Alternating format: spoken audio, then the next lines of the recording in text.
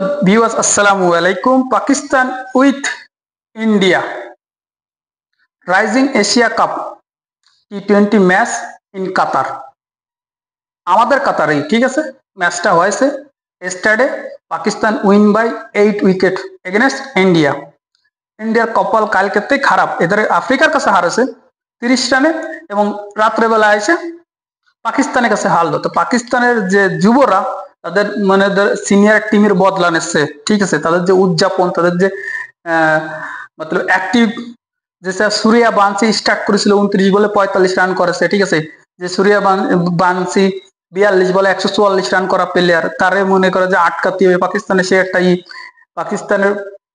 এরপরে India batting করতেছে 69 রানে যে 1 উইকেট, সেই জায়গায় 135 রানের মধ্যে প্যাকেট করে ফেলাইছে ইন্ডিয়ারে। এটা আনবিলিভেবল। পাকিস্তানের এই টিম রে বলতেই হয়, তারা যে সুন্দর পারফর্ম করেছে, ঠিক আছে, বোলিং লাইন যেভাবে নিয়ে গেছে, তাদের ক্যাপ্টেন্সি যেভাবে চালাইছে এই কাতারে, সেই হিসেবে পাকিস্তান উইন আছে। ইন্ডিয়ার প্যান্টটা খুলে ফেলাইছে, খুলে ফেলায় সূর্যা বানসির কোমর দেখা যাচ্ছিল, ঠিক আছে, সে সূর্যা বানসি হাঁটা চলা দেখে তারা বলে কয় 14 বছর 15 বছরের পোলা, ঠিক আছে, অথবা একটা বিটা তার কয় 14-15 বছর, ঠিক আছে।